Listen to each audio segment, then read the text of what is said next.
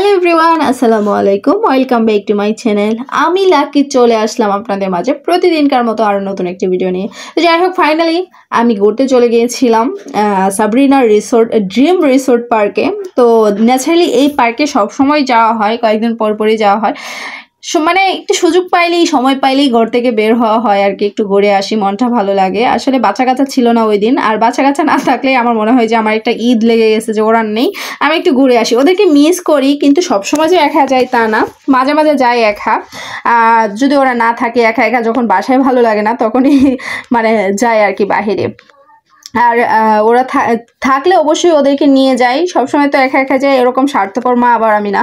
তো যাই হোক, কেউ আবার সেলফিশ ভাইবেন না যে কেমন মা একা একা বাচ্চা কাচ্চা রেখে চলে যাই, তা না। ওদেরকেও মিস করি মাঝে মাঝে আর কি, যখন একা একা যাই। বলি যে ওরা থাকলে আজকে এটা করতো, ওইটা নিতে চাইতো, ওইটা খাইতে চাইতো। তো বাচ্চার বাবাকে বলি আর কি। তো যাই হোক, এটা হচ্ছে সাবরিনা ড্রিম রিসোর্ট একটা। তো ছোটোখাটো, তেমন যে বড় তেমন না, মানে আহামরি যে বড় তেমন না। তো ওই পার্কের আবার কাজও চলতেছে। তো ন্যাচারালি এটা আমাদের বাসার কাছে, মাঝে মাঝে যাওয়া হয়। তো এন্ট্রি ফি আগে কম ছিল, 20 টাকা ছিল, এখন 50 টাকা করে ফেলছে। আমি জানি না 50 টাকা দিয়ে দেখার মতো কি কি আছে। তো বিভিন্ন ধরনের পশু পাখি আছে, এই যে রাজহাঁস দেখতে পেলেন, আরও অন্যান্য অনেক অনেক পাখি আছে, যেটা আপনাদের সাথে শেয়ার করব পরবর্তীতে। তো আমি আবার একটু একটু হাঁটতেছিলাম, এটা দিঘির পাড়। এখানে আবার অনেকেই শুটিং করতে আসেন, যখন আসেন তখন আবার পরিষ্কার পরিচ্ছন্নই থাকে। আর ছুটির দিনে গেলে মানুষ খুব কম, বেশি পাওয়া যায়, আর ছুটির দিন ছাড়া মানুষ একটু কমই পাওয়া যায়।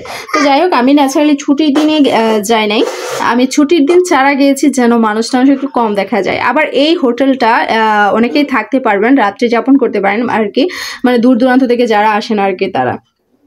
তো যাই হোক, আমি জানি না এই হোটেলের প্রাইস কেমন, তো কীরকম ডিটেলস আমার ওরকম জানা নেই, আমি জিজ্ঞাসা করিনি আর কি।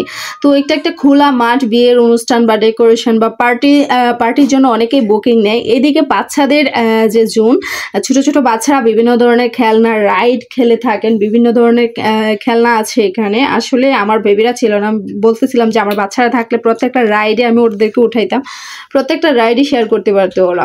তো প্রত্যেকটা রাইডই আমার কাছে ভালো লাগছে। ছোটোখাটো হলেও অনেক ধরনের আইটেম ছিল আর কি। এই যে দেখতেই পারতেছেন, প্রত্যেকটা আইটেমের নামও হয়তো আমি জানি না, আপনাদের সাথে শেয়ার করতে পারবো না, তবে দেখাচ্ছি আর কি। তবে ভালো লাগতেছিল এই আর কি।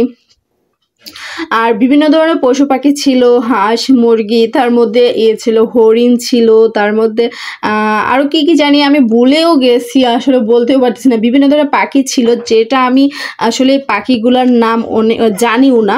আবার সুইমিং পুল ছিল, গরমকালে সুইমিং করার জন্য অনেকেই আছেন এই পার্কে। তো আর হ্যাঁ, এখানে আবার খরগোশও ছিল। এই তো আমি বললাম আর কি, এই পাখিগুলোর নামগুলো আমি জানি না সত্যি পাখিগুলোর নাম কি। আর এই তো আজকের ভিডিও আপনাদের সাথে কি আর শেয়ার করবো। প্রত্যেকটা জায়গায় সুন্দর ছিল, অনেক কচু শাকও ছিল। এই যে ছোটো ছোটো হরিণগুলা, এখানে অনেকগুলাই হরিণ ছিল। তো অনেক আড়ালেও ছিল, আড়াল থেকে যেগুলো ছিল সেগুলো চেনা যায়নি। আর এই ধরনের পাখিগুলোকে মনে হয় উট পাখি বলে, তাই না? উট পাখিগুলোর কাছে যাইতে আমার অনেক ভয় লাগতেছিল। আর এগুলো হচ্ছে খরগোশের অনেকগুলো বাচ্চা ছিল, সাথে মুরগিও ছিল, দেশি মুরগি। আবার মুরগি উমেও বসছে এরকম। আর প্রত্যেকটা জায়গায় খুব সুন্দর ছিল। লাস্টে আপনাদেরকে সুইমিং পুলটা দেখিয়ে দিব। আজ এই পর্যন্তই। সবাই ভালো থাকবেন, সুস্থ থাকবেন। পরবর্তী ভিডিও দেখার জন্য ফলো দিয়ে সাথে থাকুন।